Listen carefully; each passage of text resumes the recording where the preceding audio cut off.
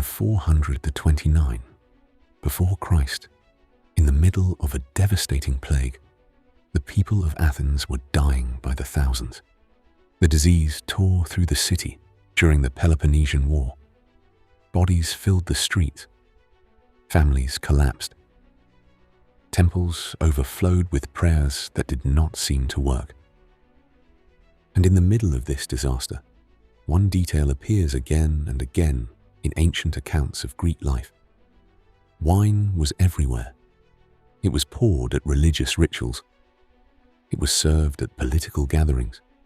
It was mixed with water at dinner. It was offered to gods. It was used as medicine. It was given to soldiers. It was buried with the dead. For the Greeks, wine was not just a drink. It was civilization. And red wine, darker, richer, and heavier than anything most ancient people drank, became one of the most powerful liquids in human history. It crossed mountains and seas. It built trade routes. It filled royal cellars. It funded temples. It marked class. It shaped religion. It traveled with armies. It followed empires.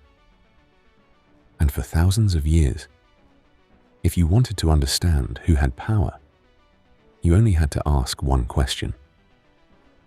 Who controlled the wine? But wine's story does not start in Greece. It does not start in Rome. It does not start in a French chateau or an Italian vineyard. It starts much earlier, in the wild, thousands of years before kings raised golden cups and priests lifted chalices. Wild grapevines grew across the hills and forests of the Caucasus, the region between the Black Sea and the Caspian Sea. In what is now Georgia, Armenia, and surrounding areas, humans discovered something strange about grapes. If you crushed them and left the juice alone, it changed. The sweetness disappeared. The liquid became sharp. It became warming. It became intoxicating. No one had to invent fermentation in the modern sense. Nature did it first. Grapes carry yeast on their skins. When the fruit breaks open, the yeast begins eating the sugar and turning it into alcohol. A basket of forgotten grapes could become something entirely new, something that did not spoil as quickly as juice, something that made people feel stronger, warmer, braver, happier, closer to the gods.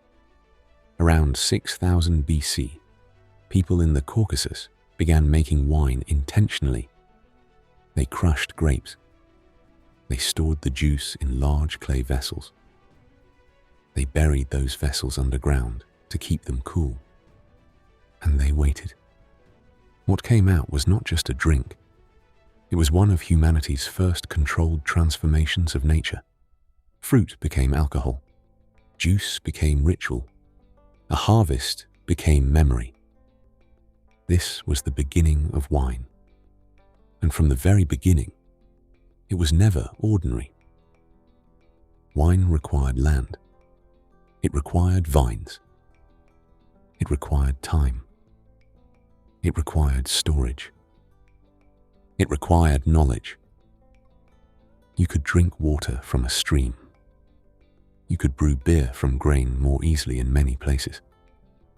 But wine demanded patience. That made it special. And special things attract power. From the Caucasus, winemaking spread slowly across the ancient world. It moved through Anatolia. It reached Mesopotamia. It entered the trade networks of the Near East. It traveled with merchants, migrants, priests, and kings. In Mesopotamia, beer was the everyday drink of workers and common people. It was made from grain, and grain was everywhere. Wine was different. Grapes did not grow well in the hot river plains of southern Mesopotamia. Wine had to be imported from hill country and distant regions. That made it expensive, and expensive things become symbols. By the time early cities rose in Mesopotamia, wine was already tied to elites. Kings drank it, priests used it, temples stored it, merchants traded it. A clay tablet listing wine was not just tracking a beverage, it was tracking wealth. Wine became one of the first luxury goods. It was portable. It was valuable. It improved with skill. It could be taxed. It could be gifted. It could be offered to gods and rulers. And that is where wine began its long relationship with empire. Because empire is not just armies and walls. Empire is movement. Goods moving, taxes moving, luxury moving, power moving, and wine moved beautifully. But the people who truly turned wine into a Mediterranean force were the Phoenicians.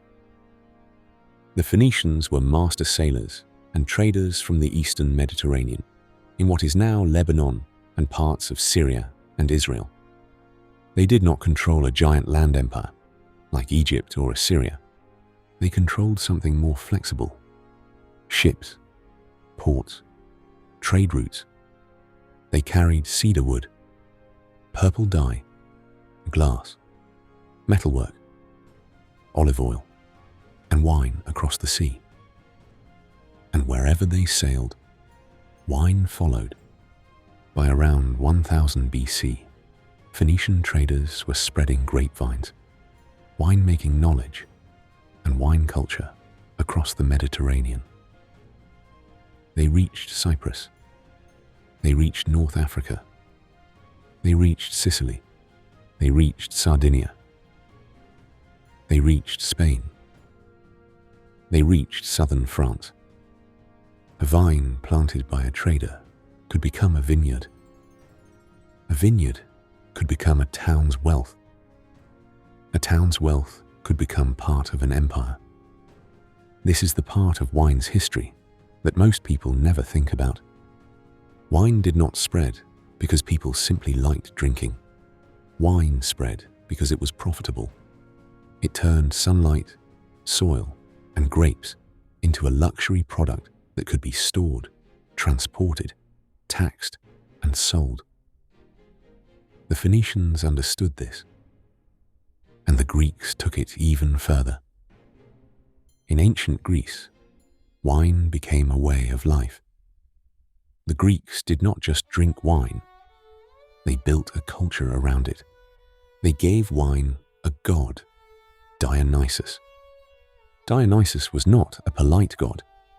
He was the god of wine, ecstasy, madness, theatre, fertility, and release. He represented the side of human nature that civilization tried to control but could never fully erase.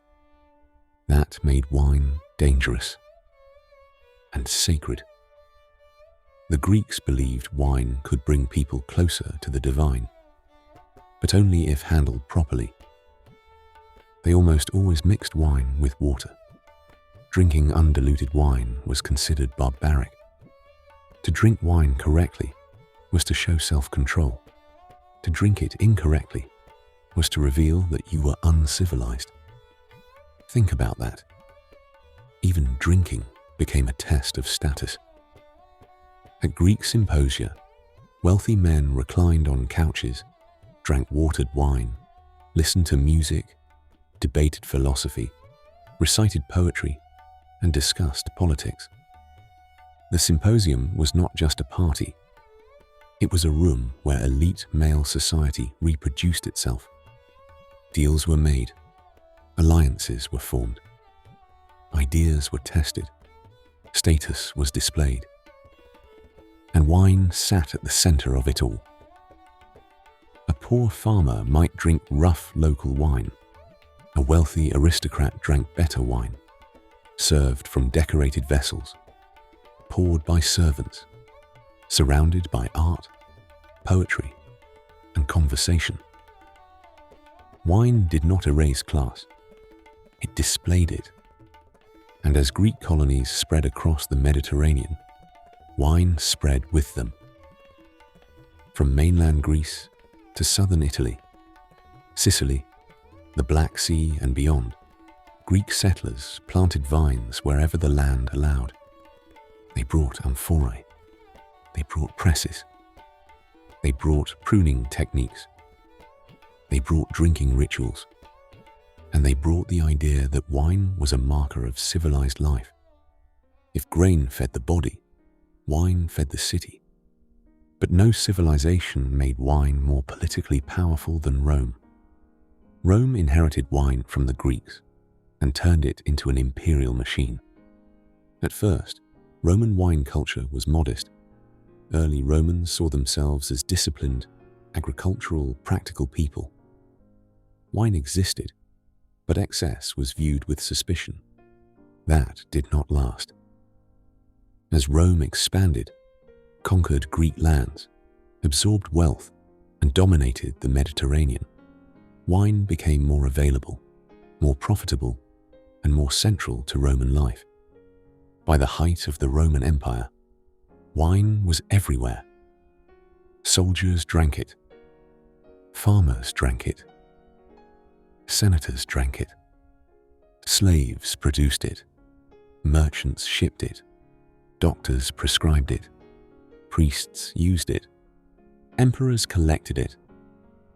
Romans drank wine at meals, festivals, sacrifices, funerals, military camps, taverns, villas, and public banquets. In cities, ordinary people could buy cheap wine from shops and taverns. In villas, elites drank aged wines from famous regions. There were wine snobs in ancient Rome. They argued about region, age, quality, and flavor. Some wines were so prized that wealthy Romans paid enormous sums for them. Falernian wine, produced in southern Italy, became legendary. It was the status bottle of its age. If you served Falernian, people knew you had money. Wine had become a social language, but behind that language was labor. Roman vineyards required workers. A lot of workers. Vines had to be planted, pruned, tied, harvested, crushed, fermented, stored, sealed, transported, and sold. Much of that work was done by slaves. As Rome conquered new territories, enslaved people were forced onto farms, into workshops, and into estates. Large agricultural villas turned wine production into a business. Landowners could make fortunes from vineyards. The more Rome conquered, the more land and labor flowed into the system. Wine did not just benefit from empire. Wine helped make empire profitable. This is the darker side of the cup. Every amphora of wine moving through Roman trade routes carried more than fermented grape juice. It carried land ownership, slave labor, taxation, military protection, roads, ports, ships, law, and violence. The Roman Empire turned wine into a mass commodity. And then it carried that commodity everywhere. Roman soldiers planted vines across the provinces, in Gaul, in Spain, along the Rhine, in parts of Britain, in North Africa. Wherever the climate allowed, vineyards followed Roman power. This is why so many of the world's famous wine regions have Roman roots. Bordeaux, Burgundy, the Rhone Valley, Rioja, the Mosel. The Romans did not invent every vineyard there, but they gave wine production scale, infrastructure, and imperial demand. A Roman road could move soldiers. It could also move wine. A Roman port could move grain. It could also move wine. A Roman tax system could collect tribute. It could also profit from wine. The empire drank, and the provinces produced. But there was another force that would make wine even more powerful than Rome itself: Christianity. In the ancient world, many drinks were sacred. Beer had gods. Wine had gods. But Christianity gave wine a new role that would outlive empires. At the Last Supper, wine became a symbol of blood. In Christian ritual, wine became part of the Eucharist, one of the most important ceremonies in the faith. This changed everything. After the Western Roman Empire collapsed, many trade systems weakened. Cities shrank, roads decayed, political power fragmented. But the church survived. And because the church needed wine, vineyards survived with it. Monasteries became some of the most important guardians of winemaking knowledge in medieval Europe. Monks planted vines, copied records, improved techniques, studied soils, tracked harvests, stored barrels, and refined the relationship between land and flavor. This is where wine began moving toward the world we recognize today. Not just wine as a drink, wine as place, wine as terroir, wine as the taste of a specific hillside, a specific soil, a specific climate, a specific year. In Burgundy, monks divided land into small plots and observed how wines differed from one field to another. One slope tasted different from the next. One vineyard could become famous. Another could remain ordinary. That attention changed wine forever. The medieval church did not just preserve wine, it elevated it. But wine was still deeply unequal. Peasants drank rough, local, often weak wine when they could get it. Nobles drank better wine. Kings drank the best. Wine remained a ladder. The higher you stood in society, the better your cup. In medieval courts, red wine became a symbol of power, refinement, and divine favor. Kings served it at banquets. Nobles gave it as gifts. Bishops controlled vineyards. Cities taxed it. Merchants built fortunes moving it. Wine was not simply consumed, it was displayed. A royal cellar was a political statement. To have rare wine from distant regions meant you had reach. You had trade connections. You had money. You had taste. You had power. And no region understood this better than France. By the Middle Ages and early modern period, French wine was becoming one of Europe's great prestige products. Bordeaux became tied to English markets after the marriage of Eleanor of Aquitaine to Henry II of England in the 12th century. For centuries, enormous quantities of wine moved from southwestern France to England. English elites developed a taste for claret, the red wine of Bordeaux. Ships carried barrels across the Bay of Biscay. Merchants made fortunes. Cities grew rich. And wine became part of international politics. A marriage between nobles helped shape a wine trade that lasted for generations. This is how wine works again and again throughout history. A drink becomes a trade route becomes money. Money becomes power. Power becomes war. In the early modern period, wine became deeply tied to European expansion. As Spain and Portugal built overseas empires, they carried vines with them. Missionaries needed wine for mass. Colonists wanted familiar drinks. Merchants wanted export crops. So grapevines crossed the Atlantic. They were planted in Mexico, Peru, Chile, Argentina, California, South Africa, Australia. Wherever Europeans settled and the climate allowed, they tried to grow grapes. Sometimes the vines failed. Sometimes they transformed entire regions. In South America, wine became part of colonial life. In Chile and Argentina, vineyards took root and eventually became major industries. In California, Spanish missionaries planted vines along the Mission Trail.